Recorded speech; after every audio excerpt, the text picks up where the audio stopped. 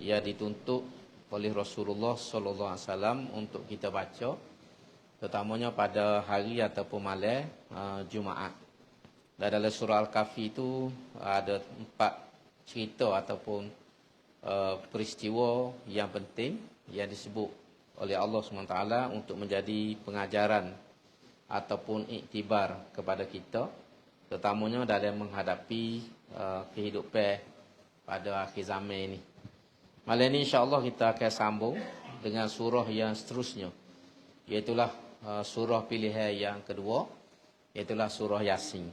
Surah Yasin ini semua orang tahu dan selalu dibaca oleh kita masyarakat Melayu, terutamanya dan orang Islam di seluruh dunia. Dan surah Yasin ini salah satu surah yang istimewa kerana berdasarkan hadis-hadis ataupun sunnah daripada Rasulullah sallallahu alaihi wasallam banyak menceritakan kepada kita kelebihan surah Yasin.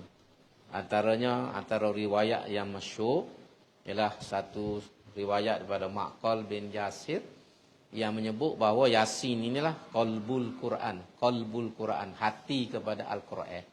Maknanya Quran sebutir ni 30 juzuk, 114 surah, 6,666 ayat ni, rumusan dia ataupun hati Quran ni semua sekali duduk dalam surah Yasin.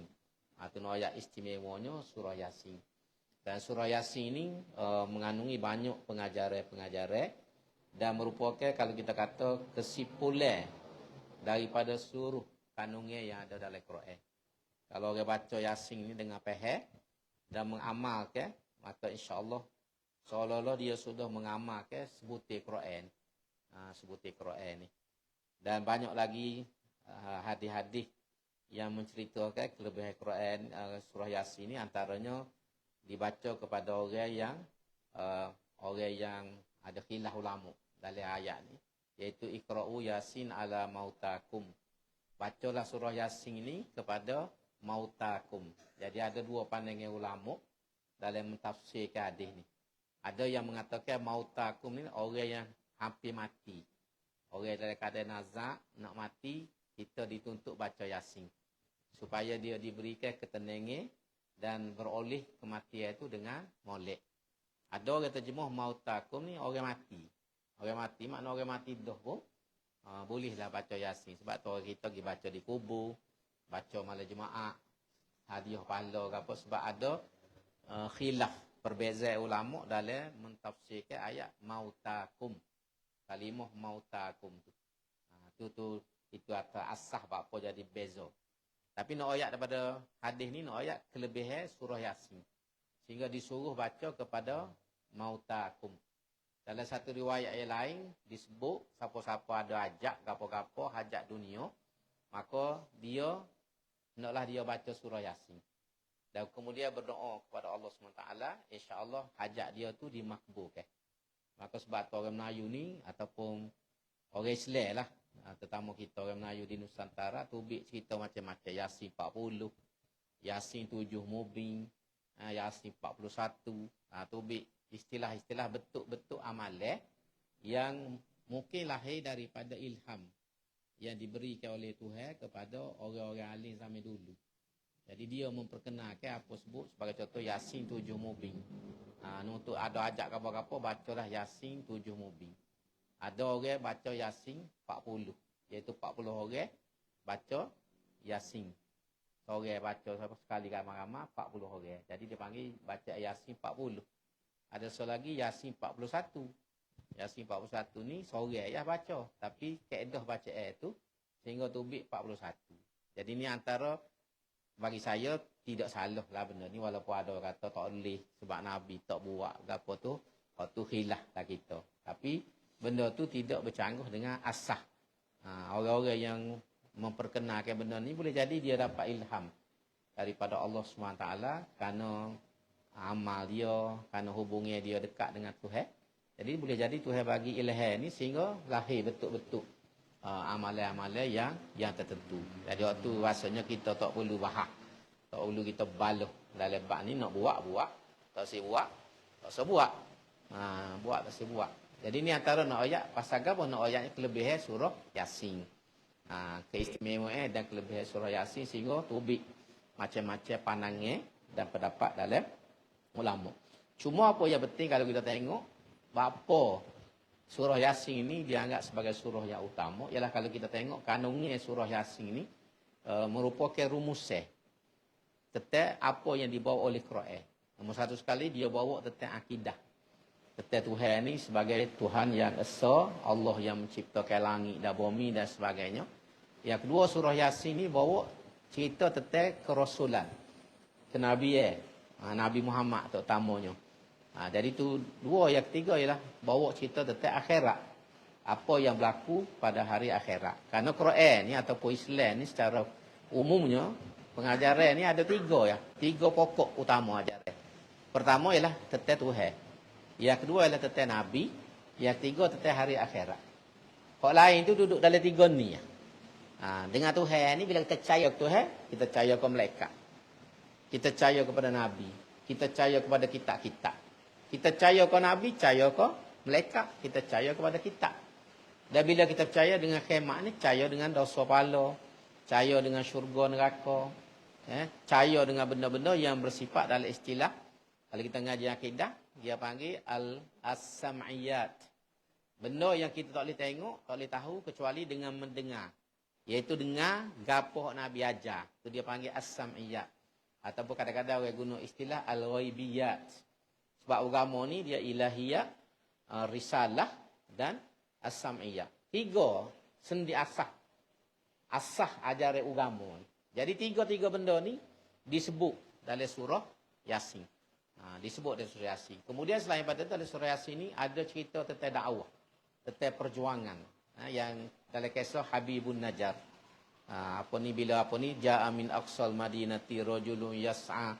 Jadi ni cerita berlaku suatu ketika sebelum zaman Nabi Muhammad sallallahu alaihi wasallam. Tapi cerita tu cerita tentang apa? Tentang selain pada kerasulan, dia juga menceritakan kepada kita tentang dakwah. Pentingnya kita orang Islam ni melaksanakan tugas dakwah, menyampaikan agama kepada masyarakat dan sanggup berhadapan dengan risiko. Macam dalam kisah Habibun Najjar ni, siapa dia mati dibunuh. Bunuh pula bukan cara biasa tapi dipijak. Orang katok dia gebuh, pakak pijak dia. Dalam kitab tafsir disebut, mung pijak aku pijak. Siapa dalam istilah orang Melayu kata tubik gembung. Siapa tubik dah pakak pijak ni tubik gembung. Orang-orang muda ni tak tahu gapo dia gembung. Tubik gembung tu. Mana dahsyat mati tu mati yang dahsyat. Tapi dia sanggup menyampaikan dakwah. Jadi nak ayat siapa perekat tu. Jadi ni antara benda-benda besar yang ada dalam surah Yasin ini. Dan surah Yasin ini termasuk dalam golongan surah Makkiyah. Iaitu surah yang turun sebelum daripada Nabi berhijrah. Kalau kita baca dalam kitab Ulumul Quran itu, ulama berbeza pandangan tentang Makkiyah dan Madaniyah. Dia ada surah ataupun ayat dia panggil ayat Makkiyah dan ada ayat ataupun surah Madaniyah. Itu ulama berbeza pandangan, ada tiga pandangan. Satu pendapat mengatakan surah Makkiyah ni ialah surah yang turun sebelum Nabi berhijrah. Tak kira turun mana, asal sebelum Nabi berhijrah ke Madinah. Maka ni kita panggil Makkiyah. Hak turun lepas Nabi berhijrah ni dia panggil Madaniyah. Itu satu pandangan. Pandangan yang kedua mengatakan surah Makkiyah Madaniyah ni ialah Makkiyah ni surah ataupun ayat yang bermula dengan ya ayyuhan nas. Bila ayat tu kata ya ayyuhan nas, maknanya turun dipanggil Makkiyah. Kalau ayat tu mula dengan ya ayyuhallazina amanu, maka ni dipanggil Madaniyah. Yang ketiga ni pula sepik lagi. Dia kata Makkiyah ni ialah surah ataupun ayat turun di Mekah betul. Kalau turun di Taif sebagai contohnya, turun di luar pada Mekah, tak boleh panggil Makkiyah dah. Mana betul-betul dalam kawasan Mekah ya. Madaniyah pula dalam kawasan Madani. Ayat lain tu kadang Nabi terima wahyu ni waktu dia berjalan, dia bermusafir. Dia ada terima. Jadi orang ni bukan Makkiyah, bukan Madaniyah. Istilah dia pakai ayatus safar. Ayat yang diperoleh waktu Nabi bermusafir ataupun mengembara. Jadi ini tiga pandangan yang berbeza kalau kita tengok dalam kitab Ulumul Quran. Pandangan yang masyhur yang dipegang oleh ulama ialah pandangan yang pertama, iaitu mana-mana surah ayat yang turun sebelum hijrah itu adalah Makkiyah. Tak kira lah turun mana pun. Ayat yang turun selepas Nabi berhijrah dipanggil Madaniyah. Tak kira turun mana pun. Jadi hak ni pendapat yang lebih munasabah dan lebih merangkumi. Dan hak ni lah kita pergi dalam kebanyakan ulama-ulama tafsir. Jadi surah Yasin ni dipanggil surah Makkiyah kerana diturunkan sebelum daripada Nabi berhijrah dan kebetulan turun pun di Mekah. Dan surah Yasin ni mengandungi 83 ayat semua sekali. Pendek sikit daripada surah Al-Kahfi dulu. Al-Kahfi dulu 100 lebih. Surah Yasin ni 83 ayat, tak sampai 100. Berapa ayat? Dan dinamakan kalau surah Al-Kahfi dulu dipanggil Al-Kahfi sebab ada cerita tentang Ashabul Kahfi. Bermula pada ayat am hasibta anna ashabal kahfi warraqimi kanu min ayatina ajaba. Tu mula situ jadi surah tu dipanggil surah Al-Kahfi, surah gua. Sebab cerita tentang satu kumpulan pemuda yang melarikan diri dan bersembunyi di gua kerana nak menyelamatkan akidah dan agama dia. Jadi surah Yasin ni dipanggil Yasin kerana ayat yang pertama. Bermula tu Yasin.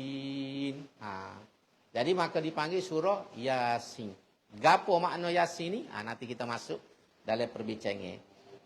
Kemudian antara isi-isi yang disebut macam saya sebut tadilah tentang keimanan, kepercayaan kita tentang hari akhirat, kepercayaan kepada Quran, kepercayaan kepada Nabi, kepercayaan kepada Rasul.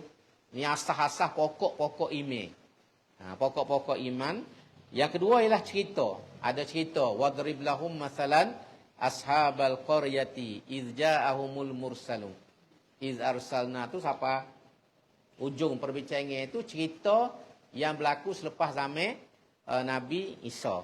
Ada orang kata berlaku pada zaman Nabi Isa. Iaitu 3 orang anak murid Nabi Isa yang dihantar khusus ke satu tempat untuk menyebarkan ajaran Islam. Nabi Isa ni dia bawa ajaran Islam. Nabi Musa pun bawa ajaran Islam. Adapun ajaran yang kita panggil Yahudi, ajaran Kristian ini istilah kemudian. Istilah kemudian dengan bentuk-bentuk ajaran yang sudah diubah suai. Ajaran Yahudi, yang kita panggil ajaran Yahudi yang ini bukan 100% hak Nabi Musa ajar. Kristian yang ada pada hari ini tidak 100% hak Nabi Isa ajar. Banyak berlaku tokok tambah, ubah suai, penyelewengan. Yang Tuhan sebut dalam Quran, yuharrifunal kalima amma wadhihi. Mereka ini, pendeta-pendeta, padri-padri ini, mengubah kalimah-kalimah Tuhan ini daripada tempat yang sebenar. Satu ayat lain, dia sebut yuharrifunal kalima min ba'di mawadhihi. Ada 2 ayat cerita tentang tahrif ini. Dalam istilah pengajian ilmu tafsir, dia panggil tahrif. Hari ini, kalau kita guna bahasa keras sikit, penyelewengan. Ubah suara yang dilakukan oleh pendeta-pendeta selepas Nabi ni wafat. Tapi dalam cerita ni, pengikut Nabi Isa yang sebenar ni ialah orang yang beriman kepada Allah. Yang kita panggil Islam juga. Sebab agama Nabi-Nabi ni bermula pada zaman Nabi Adam. Sapalah Nabi Muhammad SAW dan sampai kiamat, agama ni Islam berlaku. Cuma berbeza ialah di segi syariat. Ajaran akidah dia serupa, iaitu tauhid. Mengesahkan Allah Subhanahu Wa Taala. Nabi ni bawa satu risalah saja. Walaupun zaman berbeza, umat berlain, tapi ajaran dia serupa. Yang berbeza ialah syariat dia. Wali apa ni? Walikullin ja'alna minkum syir'atan wa minhaja. Bagi setiap umat, setiap zaman ni Tuhan kata, aku buat mari syariat dan jalan hidup yang berbeza. Iaitu undang-undang. Undang-undang dia lain. Contohnya, dalam agama Yahudi, sebagai contoh nak suruh kita faham. Undang-undang beza. Kalau orang ni curi sebagai contohnya, kerak tangan. Kerak tangan ni kerak dua-dua. Bukan kerak sebelah. Kerak dua-dua. Siapa gitu. Kalau tengok benda yang haram, Tengok benda haram lah.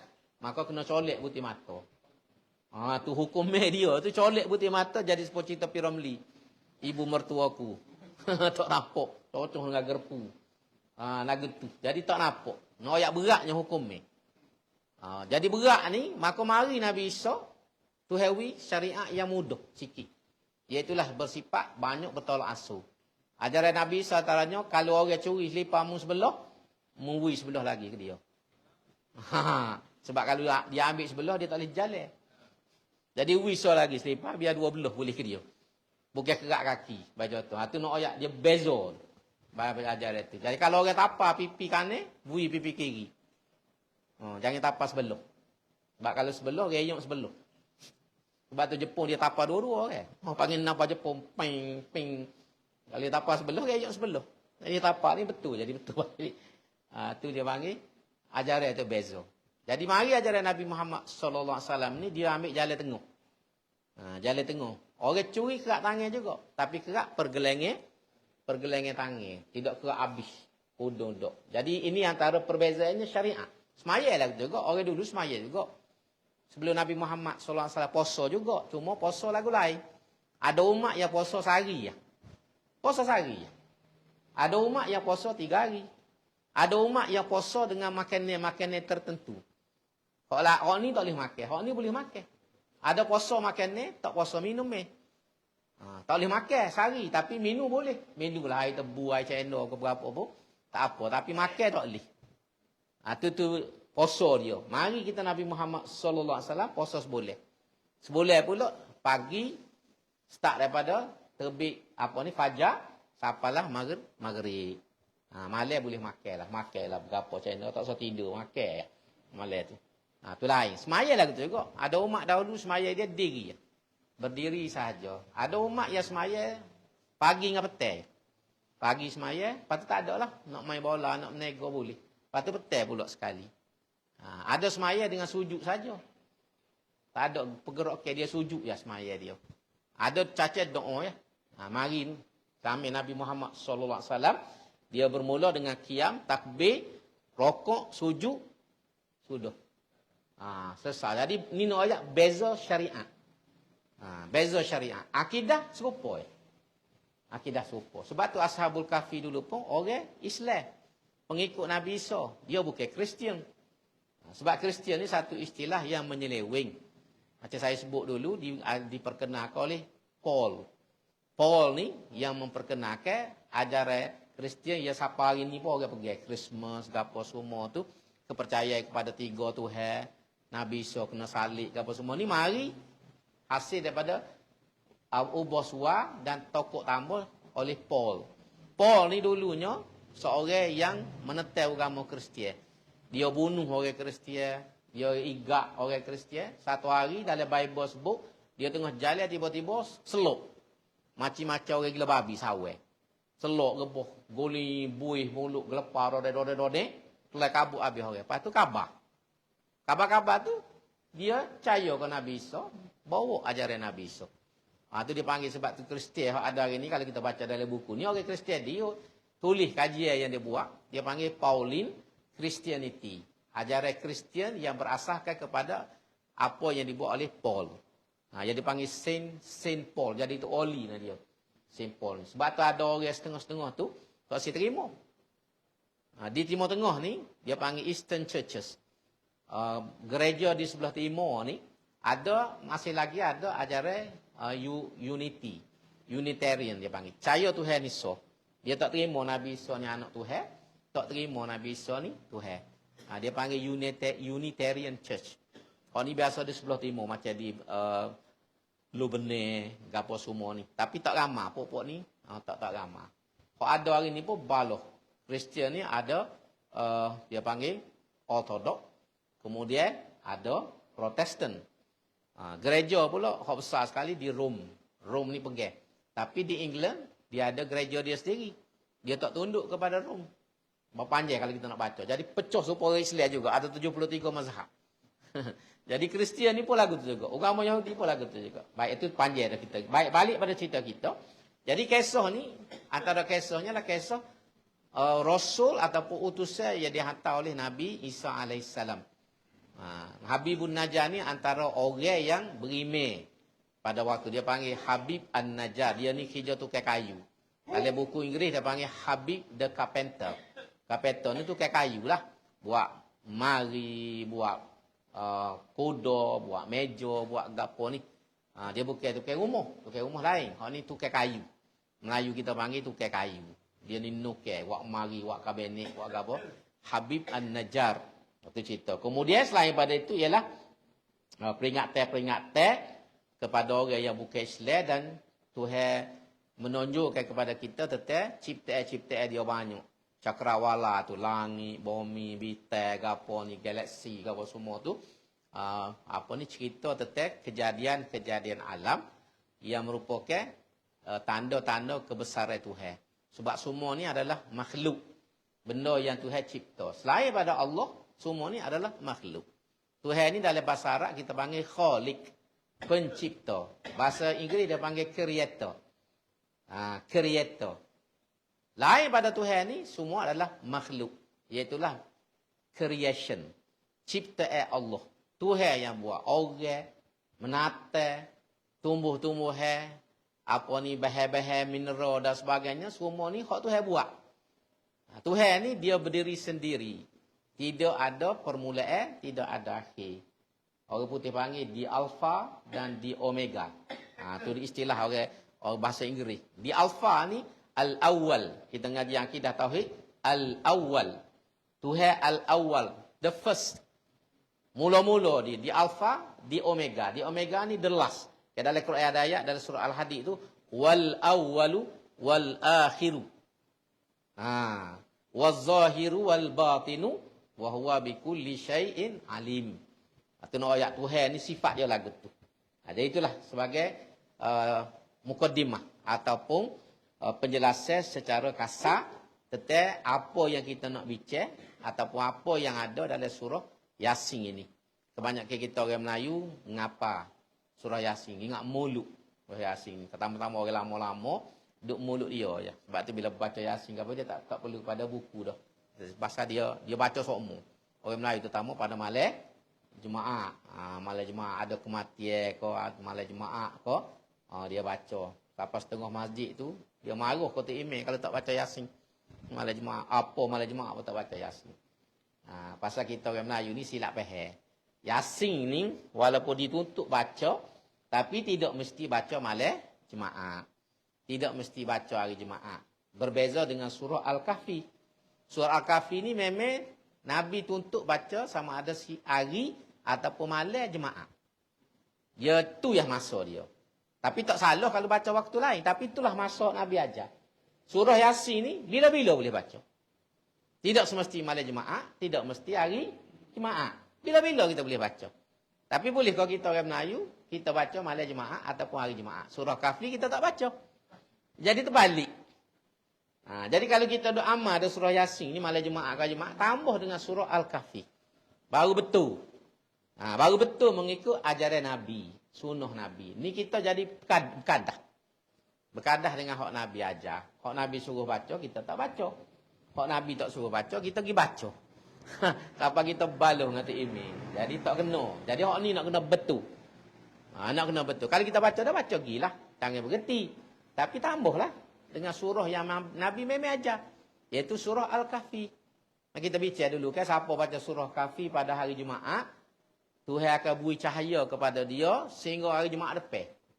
Mana Tuhan suluh cahaya kepada dia ni. Daripada hari Jumaat dia baca ni. Sampai hari Jumaat depan. Seminggu tu. Kalau kita ibarat cerah cahaya kita ni. Tuhan beri sampai kita semua. Jadi rugilah kalau kita tak baca surah Al-Kahfi ni pada malam atau hari Jumaat. Yasin ni boleh baca bila-bila. Tak ada masalah apa. Jadi kesilapan kita orang Melayu, kita khususkan pada malam Jumaat. Pasal dia kata malam Jumaat berkat. Betul lah malam berkat. Sebab tu tidur dengan bini pun malam Jumaat. Sebab dia kata sunat. Tidur dengan bini malam Jumaat. Tu orang Melayu punya kesimpulan. Pelik-pelik. Jadi nak royak. Pelik kita mikir tu pelik. Tapi kalau kita kata gini orang marah lah kita dah. Tapi itulah sebenarnya yang berlakunya. Masalah kita je. Mari mana cerita. Malam Jumaat ni sunat tidur dengan bini. Malam lain wajib. Ni budak-budak tak faham belakang ni. Orang tua je faham. Tu nak ya. Jadi peliklah kita orang Melayu ni jadi banyak barang pelik. Tak tahulah pucuk main mana. Tapi kalau kita tegur kat, balaslah kita dengan orang. Balas lah orang. Tapi hamba sebut juga. Ada yang nak marah tu marah gila. Tapi nak suruh kita faham. Biar agama ni barang kena reti dan kena faham. Buat dengan reti, buat dengan faham. Tak boleh turu orang tak tahu apa satu. Tu masalah. Jadi kita kebanyakan kita agama ni kita turu orang. Ilmu kita tak ada. Itu masalah kita. Sebab tu kena ngaji. Ambil semaya pun saya sebut semua. Kena tahu. Semaya pun tahu kena benda betul. Semaya ni ada benda yang mubtilatus solah. Benda yang boleh membatalkan semaya. Ada benda yang mubtilatul wudu. Boleh membatalkan wudu. Wajib tahu belakang. Kalau tak tahu tak masalah. Taik cicak duduk dahi pun semaya. Kalau tak tahu kan. Kalau tak tahu. Sujud atas taik cicak. Pasal kita tak tahu. Jadi sebab tu kena reti. Agama ni kena tahu. Sebab tu ngaji ni penting. Dalam agama ngaji. Buat benda ni dengan ilmu. Jangan turut orang. Sebab bimbang bila kita turut orang, ibadat kita tidak sah. Bila ibadat tidak sah, sajalah kita. Ya kemuda sampai tua, semaya tak betul. Ambil air semaya tak betul. Mandi junuk tak betul. Jadi penuh habis sekali ibadat. Tama-tama kalau mandi junuk. Mandi junuk tak betul kak? Semaya tak sah. Faham mana? Ini cerita tok guru saya, Pak Muhtar Lentang. Cerita sikit sebelum kita masuk pada surah ni. Pak Muhtar Lentang ni antara guru saya yang hebat lah. Dia ni bomo pandai. Soho dia ni waktu saya universiti. Ngaji dengan dia ilmu tafsir. Dia ngajar tafsir. Satu kali mari sepasal suami isteri. Ada masalah. Mari nak jumpa dengan dia, nak minta dia berobat. Nak minta air tawar dia. Siapa depan tangga ni, dia sekak tak boleh naik atas rumah. Siapa depan tangga rumah dia, berhenti atas. Jangan naik atas rumah. Dia kata, mung ni tidak suci. Terkejut. Dia kata, mung tak suci. Heran dia, dia masuk dapur, ambil air sobledi. Mari air sobledi, dia jiru. Jiru atas tangga. Berjeruk habis. Dia kata, ni baru. Dia kata, mung tak mandi wajib. Dan memang betul rupanya, hak jatuh tak tahu ke satu, nikah tu tak pernah mandi wajib. Mandi, tapi tidak mandi wajib. Dia ada beza kan mandi dalam Islam ni. Al-ghuslu tu, dia ada syar'an dengan adat. Al-ghuslu syar'an ni, dia ada ta'rif dia.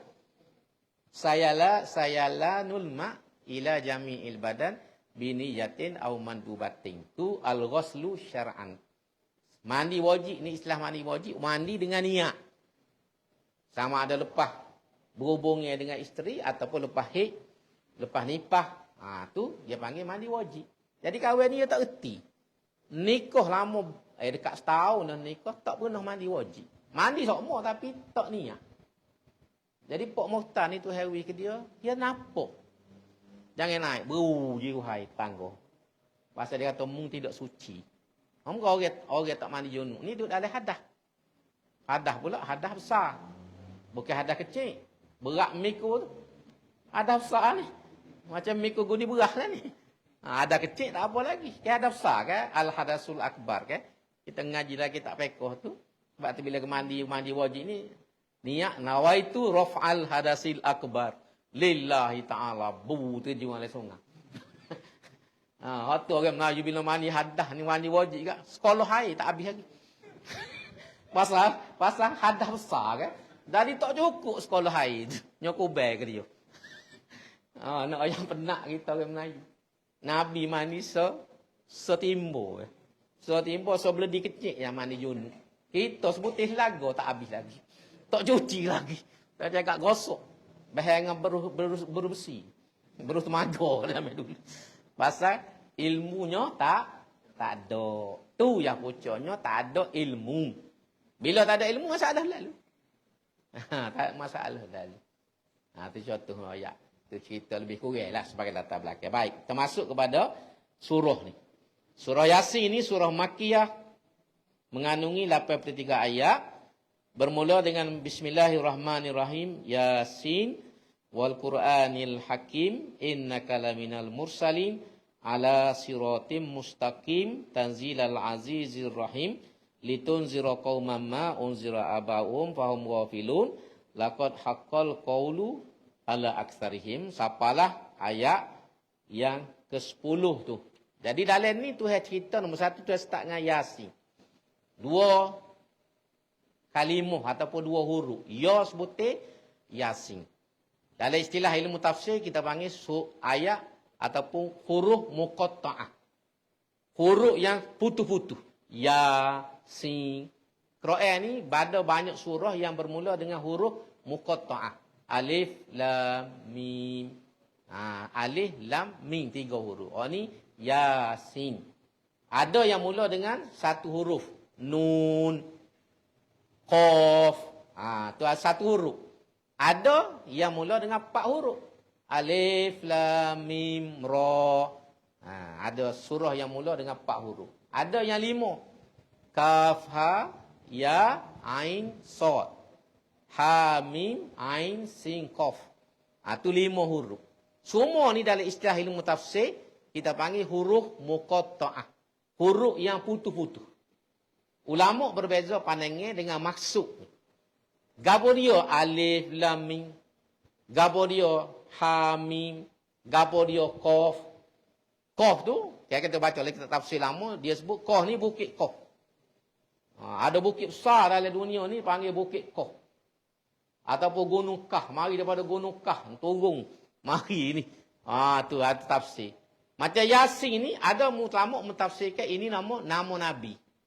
Salah satu nama Rasulullah SAW ialah Yasin. Itu nama Nabi. Selain pada nama Muhammad. Boleh kat orang Melayu ada kan nama Yasin. Muhyiddin bin Muhammad Yasin. Itu Perdana Menteri Malaysia ada kan? Tu. Ambil pada ni lah Yasin. Jadi nama orang. Ada tu satu pandangan. Ada mengatakan Yasin ni singkatan daripada nama Tuhan. Ya tu kita boleh terjemah latif ke situ ke. Waktu sin tu boleh jadi salamun ke gapo. Dia terjemah gitu. Tapi pandangan yang masyhur yang dipegang ialah ulama tidak menterjemahkan. Yasin, alif lam mim ra nun ni ulama tak terjemah. Kalau kita baca dari kitab-kitab tafsir besar dia sebut situ Allahu a'lamu bimuradihi. Allah yang lebih mengetahui maksud dia. Alif lam mim tu apa maksud? Tuhan hak tahu, kita tak tahu. Walaupun ada kata alif tu Allah, lam tu latif, mim tu muhaimin ataupun mukmin. Tu nama Tuhan dah. Tapi majoriti ulama ni menyebut Allahu a'lamu bimuradihi. Allah lebih mengetahui gapo maksud. Tak payah kita balas labat tu. Tuhan hak tahu. Kita tak tahu pun tak apa. Tak ada masalah pun satu. Kalau tak tahu gapo makna Yasin pun tak dosa. Semaya sah pun tolong. Puasa wajib pun tolong. Tu nak ayat lagu tu. Jadi tak usah duk balah tu. Kita nak pergi pandangan mana atas kita. Hak selamatnya pergi pandangan yang mengatakan Allahu a'lamu bimuradihi. Tuhan hak lebih tahu. Kita tak tahu. Hak orang duk kata tu itu fikiran dia. Tanggapan dia belum tentu betul. Kalau kita agaklah agak tu boleh agak belakang tapi jodoh kan duk. Kita tengok lipat tangga kahwin. Orang so biru so ni PS dah kita kata. Tu tafsir kita PS sungguh kodok kita tak tahu. Mentara kau pakai orang kau belum tentu dia PS. Dah. Boleh jadi nampak orang tapi ngundi hijau. Kita tak tahu tu dia panggil sengke tanggap tak tahu betul salah. Jadi tak usah duk baluh lah bagi lagu tu. Dari Yasin, lepas tu Tuhan ayat lagi tentang Quran. Dia start dengan wal Qur'anil Hakim. Kalau kita nak ambil huruf ni sebagai qasam pun boleh. Demi Quran. Tuhan bersumpah. Tuhan ni banyak dia panggil al-qasam. Sumpah. Dalam Quran. Tuhan guna waw, start dengan waw tu. Sumpah dah tu. Was-sama'i wat-tariq. Wan-najmi. Jadi, bila sebut waw tu, sumpah.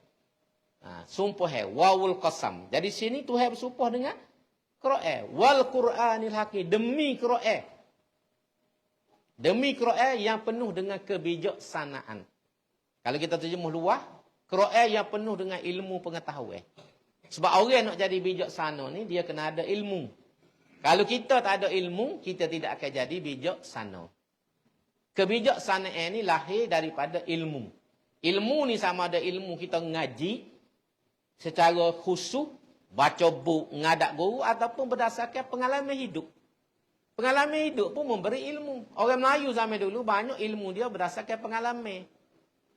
Dia tahu ubi gadung tu mabuk. Pengalaman dia, akhir dia rendah. Dalam air semalam ni. Lepas tu rendah dengan garai ke apa. Sebab itu pengalaman dia. Dia panggil ilmu. Tapi ilmu tu berdasarkan tajribah dalam bahasa Arab. Pengalaman dia. Dia tahu siapa dia ngaji bila. Tapi pengalaman dia lagu tu.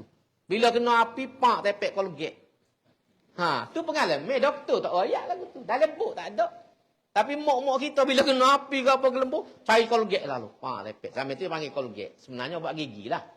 Sebab masa tu tak ada obat gigi kecuali kolget. Lo ni macam-macam. Daki lah, layang lah, macam-macam. Layang kau baking. Tu jadi sebab apa? Sebab rupanya pengalaman dia kena api panas ni, air panas, bila tengok obat gigi ni sejuk. Dia menyejuk, okey. Jadi tak gelupah, tak gelembung lah. Tu pengalaman dia. Ilmu mari dengan pengalaman. Kita ni biasa ilmu ngaji. Duduk dalam kelas, masuk universiti, ngadak guru, baca buku. Lah ni banyak orang ngaji dengan Ustaz Google.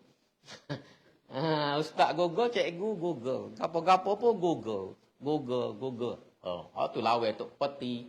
Lawan ulama. Pasal dia ngaji juga. Dia kata ngaji dalam Google. Belakang paris. Tak jadi ilmu ngaji dalam Google ni. Dengar temu dalam Google nak pergi lawan tok peti. Nak lawan tok alih tak alih. Tak pandai. Supaya kita belajar silat dengan buku. Kita beli buku silat, kita berlatih orang. Nak kita tanding orang. Tak jadi. Dia tak sama dengan kita masuk dalam gelenggang berguru dengan kita baca dalam buku. Tak serupa.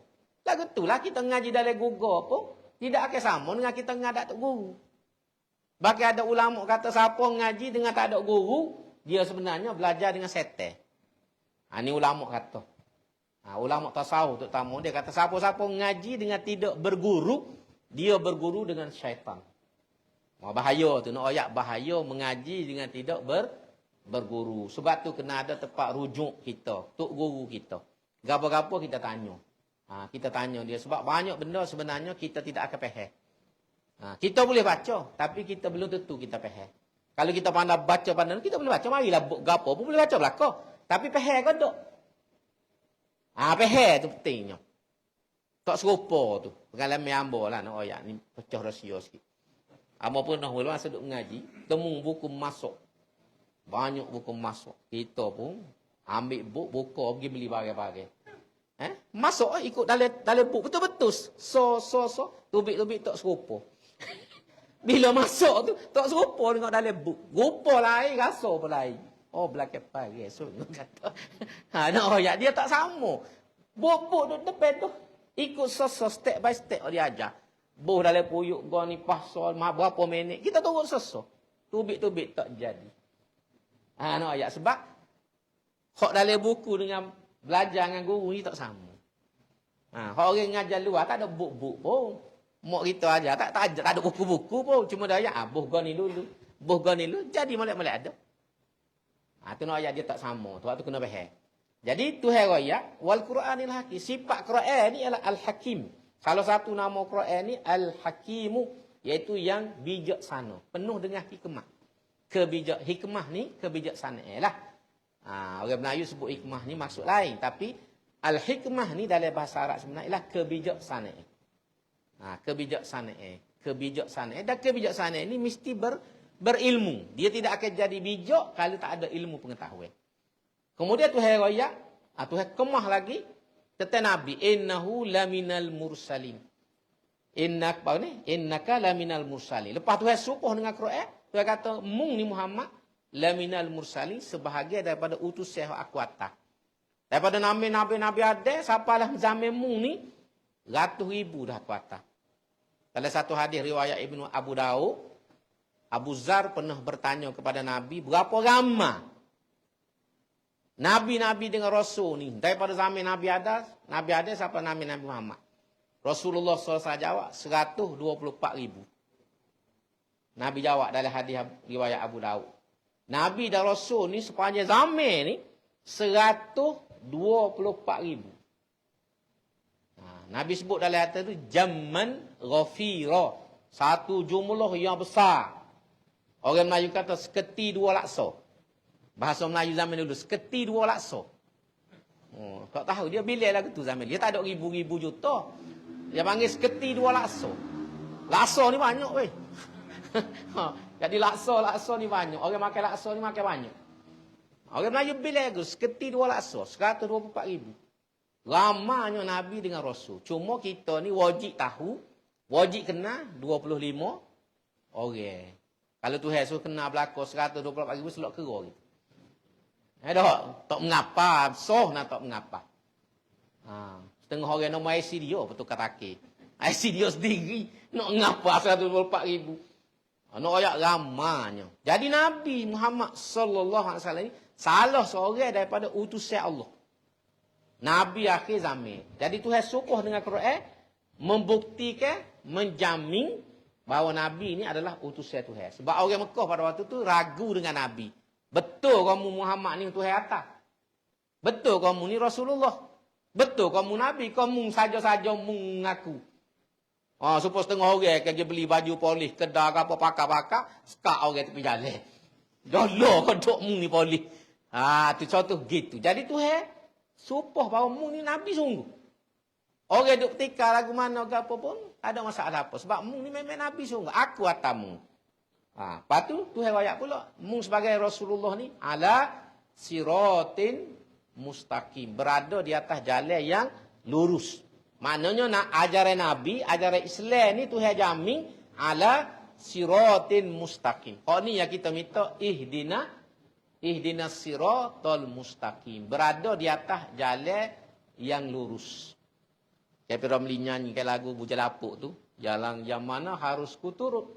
Jalan lurus atau jalan bengkok-bengkok. Lepas tu mi cece. Itu cerita Ramli kan. Dia sebut tu. Jalan mana tu? Jalan lurus ke jalan bengkok-bengkok? Jadi siratal mustaqim. Sebab kita minta dalam semaya. Antara sebab kata ulama. Bapa surah Fatihah ni wajib dibaca. Dalam semaya ialah kerana ihdinas siratal mustaqim. Itulah. Kita dalam hidup kita ni bertemu dengan macam-macam jalan. Cabai banyak. Jadi kita nak berada atas jalan yang benar. Supaya temu kebenaran. Balik temu dengan Tuhan. Maka sebab itulah kita minta ihdinas siratal mustaqim. Itulah hiti sebenar dalam surah Fatihah. Siapa wajib dalam mazhab Syafi'i kita ni kena baca setiap rakaat. Tak sah semaya kalau tak baca surah Fatihah. Kecuali mazhab Hanafi. Mazhab Hanafi dia kata kalau tak boleh juga telo juga baca, maka bacalah mana-mana surah. Yang boleh ganti surah Fatihah. Tapi mazhab Syafi'i kita wajib belajar biar betul. Salah sebut gilah wala tung pun. Ada orang gaji ke cerita wala doli dia tak boleh sebut molek. Tok guru dia straight. Betul lagi. Bola. Bola akhir tu bik wala tung. Tu cerita kalau kita dengar tu ya. Nak bolak sangat. Tu bik bola tu. Itu dalam mazhab kita saya wajib tak sah semaya kalau tak baca Fatihah. Baik pada cerita kita ni, dah Tuhan royak pula Quran ni. Pertama dia tetap Nabi. Nabi ni innaka laminal mursalin ala siratim mustaqim. Tanzilal azizir rahim. Iaitu nak royak tentang Quran. Quran ni ialah tanzil. Wahyu yang diturunkan daripada daripada apa ni? Tuhan. Daripada Lauh Mahfuz turun ke langit dunia. Daripada langit dunia turun kepada Nabi Muhammad sallallahu alaihi wasallam. Jadi Tuhan guna istilah tanzil. Amos sebut dah dulu. Quran ni bila dia kecek tentang wahyu, dia sebut nazzala tanzil. Pasal nak ayat wahyu ni mari langit. Mari daripada Tuhan. Berbeza dengan agama Kristian, agama lain. Wahyu dia ni dia panggil God inspired. Kalau dalam agama Kristian tu Bible ni ialah God inspired, iaitu ilham Tuhan kepada Nabi Isa. Kita dalam Islam bukan ilham. Quran ni mari pada Tuhan sebuti-sebuti. Hak Nabi baca, kita hak itulah hak dia terima. Dia tak ubah sikit abuk. Maka sebab itulah hak ni hak sebenar. Kita tak perlu ragu dengan Quran ni sebab hak ni tanzil. Diturunkan penurunnya daripada Allah melalui Jibril kepada Nabi Muhammad sallallahu alaihi wasallam. Tak perlu ragu sikit abuk pun dengan Quran ni. Dan tujuan Quran ni waktu tu litunzira qauman ma unzira abauhum fahum ghafilun. Tujuannya litunzira, untuk memberi khabar menakutkan kepada orang yang tidak beriman. Seperti mana nabi-nabi dulu mari, mu kalau tak beriman masuk neraka. Kalau mu tak beriman, azab akan kena kepada kamu. Jadi Quran ni pun antara benda dia bawa, dia royak kepada manusia, terutama orang di Mekah. Kalau mu tak percaya ke Nabi Muhammad, mu tak percaya kepada akhirat, tak percaya pada syurga neraka, sesok nantilah. Nantilah. Itu masuk litunzira. Memberi khabar yang menakutkan. Supaya kita ayuh kaya, mu kalau tak pergi sekolah, aku punya. Mu kalau tak pah beresa, aku selai dah kolok. Tu litunzira lah tu. Tapi wak mai aku selai sungguh. Pegai kaki tu selai kepala lek bawah. Piak sebagai contoh. Aku tak pergi makan nasi seminggu kalau tak pah besok. Jadi anak pun kaluk lah. Tu maksud litun zira ni. Itu nak ayat permulaan. Penekannya kepada akidah ni. Pertama teteh Nabi. Yang kedua teteh Quran. Dua benda besar tu. Sebab Nabi ni biasa dia mari dia bawa kitab. Nabi Muhammad bawa Quran. Nabi lain, dia bawa kitab lain. Injil, Taurat, bawa kitab Zabur dan Suhuf. Jadi bawa kitab ni bukan mari saja. Ada barang dia bawa. Jadi Tuhan tetapkan benda ni. Kemudian Tuhan cerita ni kepada orang yang tak beriman ni. Ayat seterusnya sampai ayat 10 ni. Orang yang tak beriman ni, Tuhan akan tutup pandangan dia, pendengaran dia. Tuhan koci habis supaya orang kena berkah. Siapa tak tahu apa satu. Sesok di akhirat tak tahu nak gimana. Supaya kita buku putih mata, ikat tangan lepas. Nak gimana? Lagu mana nak gimana? Tutup mata berat dah. Tangan lepas pun nak jalan tak boleh. Ni tutup mata, ikat tangan. Kau tak boleh jalan. Mata tak nampak, tangan pun tak boleh nak berapa. Nak pergi lagu mana? Tengah padai-padai, tengah luah. Dalam hutan nak gimana? Itu ibarat orang yang tidak beriman ni. Yang tidak beriman. Jadi sebab tu Tuhan royak pada ni tujuannya ialah nak suruh orang ni yakin dengan kebenaran risalah Rasulullah sallallahu alaihi wasallam. Dan Tuhan royak orang yang menerima peringatan Tuhan ni dah takut kepada Ar-Rahman, Tuhan yang bersifat Ar-Rahman, walaupun dia tak boleh tengok, dia tak boleh rasa, dia tak boleh sentuh, maka Tuhan akan beri dia bimaghfiratin wa ajrin karim. Tuhan akan beri nombor satu keampunan. Keampunan ni penting sebab kita manusia ni berdosa belaka. Nabi kata dalam satu hadis, semua anak Adam ni berdosa belaka. Tak ada orang tak berdosa. Pasal kita ni lemah. Nafsu ada pada kita, iman kita tak kuat. Dan menyebabkan kita buat benda-benda yang Tuhan larang. Benda Tuhan larang tu dipanggil dosanya. Ada dosa kecil, ada dosa besar. Jadi, benda penting nombor satu kita nak ni ialah keampunan Tuhan. Sebab tu Tuhan beri jaminan esok di akhirat kalau kita percaya dengan Nabi dengan Rasul, mula-mula sekali Tuhan beri ganjaran kepada kita apa? Bimaghfiratin. Tuhan maaf. Tuhan beri keampunan kesilapan kita. Kadang semaya cukup tapi lewat. Asal 4:30, pukul 4 baru main zuhur. Kadang-kadang sudah main zuhur orang biasa. Tak ada juga. Semaya dia nyo. Tapi lagu itulah semayanya. Kadang-kadang semaya itu laju. 4 rakaat tu kan berapa minit? Allahu Akbar, Assalamualaikum. 4 rakaat. Jadi kita buat tapi tak kena. Maka Tuhan ampun. Kesilapan itu lepas pada Tuhan bimaghfirah, keampunan Tuhan ni, mari apa dia? Ajrin karim, ganjaran pembalasan yang mulia. Hak paling besar masuk syurga. Masuk dalam syurga. Hak tu yang paling besar sekali. Kita nak ke maghfirah ke antara doa ke? Allahumma inni as'aluka salamatan fid din wa afiatan fil jasad wa ziyadatan fil ilmi wa barakatan fil rizqi wa maghfiratan ba'dal maut ke?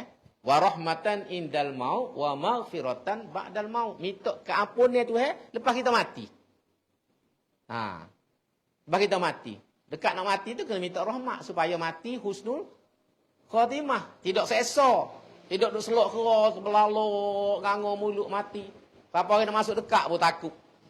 Tengok banyak dah tu belalok mata ngangor mulut.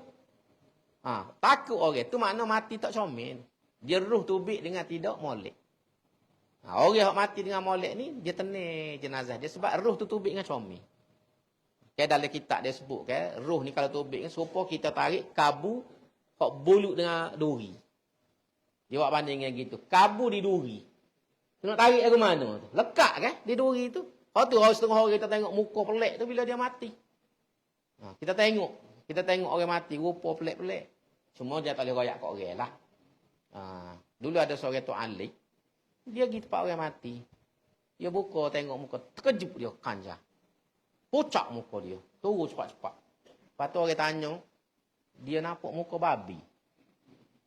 Mayak tu. Lama lepas tu orang tanya. Lagu apa tu Ali. Dia buka kejut dia. Kejut tu cepat-cepat turun lalu. Tak kecik apa turun balik. Rupanya. Pada pandangan dia. Mayak tu rupa babi. Biasa orang rupa babi ni orang tak semaya. Mufti Haji Baharung dulu, Ishaq Baharung dulu pernah sebut. Ya tahu orang tak semaya ni kalau mati, rupa dia jadi babi. Jadi kalau kita duk usul mayat orang tak semaya, sebab duk usul babi. Berat dia kata, apa pernah dengar kuliah dia. Syekh apa ni, Datuk Ishaq Baharung tu, bekas Mufti Selangor tu. Dia sebut. Kalau tak semaya ben ni, dia suka babi. Perang. Rupa kita tu hebakit. Sebab tu penting semaya ni jangan tinggal. Semuanya. Tapi bukan semua orang nampak. Kalau semua orang nampak, bertepik habis. Sebab tu antaranya adat kita ziarah orang mati ni jangan koyak gapo-gapo. Kita tengok jenazah dia, kita jangan koyak kat orang ke molek uduh puduk dia. Tu. Dan pengalaman saya kadang mayat ni kita biasa pergi sembahyang mayat kan. Kadang-kadang tuai kecil ya, tapi kita akak berat. Akak bekas mayat kan, ngusungnya tu kan. Allah berat. Tuai halus. Tapi kita tak ceritalah. Juga gitu. Nak lepas kita tu okey. Akak juga. Menebih tu ke akak. Pelik jadi pelik. Mayat tu berat. Ada orang gemuk. Besar. Besar pada amor lagi. Tapi kita akak biasa. Kita akak bekas jenazah dia. Ini nak ayat antara benda-benda. Kita akan jumpa. Tapi benda-benda lagu ni. Di segi adatnya jangan royak. Jangan kita tubik. Berat weh. Mayat kau ni. Supaya akak kobar. Jangan lah gitu. Pasal itu aib. Aib orang tak boleh kata. Sebab tu antara syarat nak mandi mayat ni kena amanah. Bukan sokong pati amanah dok. Nak buat tukar apa isi borel lepas ni bukan dia. Amanah ni jangan cerita aib. Sebab masa mandi tidak ketubik macam-macam. Kalau kita biasa buat dengan orang mandi jenazah, dia kata macam-macam ustaz. Kadang-kadang rupa bertukar lagu apa tu masa duk mandi tu. Sebab tu orang nak mandi mayat ni berani satu hal. Apa dia kena jaga rahsia. Jangan duk buat. Kawan ni pelik weh. Aku mandi tak dibau macam-macam. Mau ikan kering kau. Malam ni dia bau ikan kering aku lah kambing. Malam ni. Tu nak oyak. Jadi benda-benda lagu ni tu atas dunia tu tunjuk. Jadi orang ni tu oyak ni aku beri dia maghfirah. Wa ajrin karim apa ni ganjaran yang mulia. Yang mulia dia orang semua manusia ni pula sesok dia kata wa naktubu ma qaddamu wa asarahum. Setiap benda kita buat molek uduh kecil besar tu catat belaka melalui mereka yang kita panggil raqib dan atik tu. Jadi tak ada benda yang boleh hilang depan Tuhan. Cuma atas Tuhan nak ampun tak siampun. Nak delete tak boleh. Atas dunia ni komputer, handphone kita boleh delete. Kita boleh delete, rekod-rekod boleh. Tapi di akhirat tak boleh delete. Benda tu ada situ lah. Cuma atas Tuhan je. Ada tapi dia kata tak apalah sebab dia ni dia buat banyak benda molek dia buat. Hak tak jauh ada. Jadi aku tak tepilah hak tak molek dia ni. Pasal ada benda molek dia buat. Tu Tuhan ganti. Tuhan tak cara tapi dia tidak delete. Ni yang dikatakan naktubu ma qaddamu wa asarahum. Aku tulis benda dia buat ma qaddamu hok buat dulu wa asarahum dan kesal-kesal selepas dia mati. Mana rekod tu tidak akan dipadam kecuali atas pertimbangan Allah Subhanahu wa taala. Ni antara benda hak Tuhan royak. Kita berhenti situ dulu. Sebab lepas ni masuk cerita lah. 13 tu wadrib lahum masalan ashabal qaryah. Cerita tentang hak tadi. Hak apa ni utusan Nabi Isa pergi kepada satu kampung, Qaryah. Qaryah tu mana Qaryah? Qaryah Siddiqin ko. Qaryah ke apa Qaryah ni kampung mana? Pacu ko, Pok Kemik ko, Pulau Belangor ko. Tu kita akan bicara, kita tafsir pun banyak. Bicara tentang Qaryah tu. Di mana berlakunya peristiwa ini. Seperti mana kisah Ashabul Kahfi dulu ke khilaf. Ada kata berlaku di Turki. Ada kata berlaku di Jordan. Jadi situ tu khilaf di sekalian nama. Dan dalam Quran ni pun disebut Al-Qaryah. Tak tahu mana. Jadi insyaAllah kita akan sambung. Dalam kuliah yang akan datang. Kita berhenti setakat ni dulu. Aqulu qawli hadha. Wa astaghfirullahalazim li wa lakum. Wassalamualaikum warahmatullahi wabarakatuh. Kita baca doa. Bismillahirrahmanirrahim. Alhamdulillahirabbil alamin. Wassalatu wassalamu ala asyrafil mursalin wa ala alihi wa sahbihi ajma'in. Rabbana ighfir lana dzunubana wa israfana fi amrina wa tsabbit aqdamana wansurna 'alal qaumil kafirin. Rabbana zidna ilma, Rabbana hab lana hukma wa alhiqna bis solihin. Rabbana atina min ladunka rahmah wa hayyi lana min amrina rasyada. Rabbana la tuzigh qulubana ba'da idh hadaitana wa hab lana min ladunka rahmah innaka antal wahhab. Allahumma arinal haqqa haqqan warzuqna ittiba'ah wa arinal batila batilan warzuqna ijtinabah. Allahumma inna na'udzubika min jahdil bala wa darakis syaqa wa su'il qada wa syamatatil a'da. Rabbana atina fid dunya hasanah wa fil akhirati hasanah wa qina adzabannar. Subhana rabbika rabbil izzati amma yasifun wa salamun alal mursalin walhamdulillahi rabbil alamin. Taqabbalallahu minkum.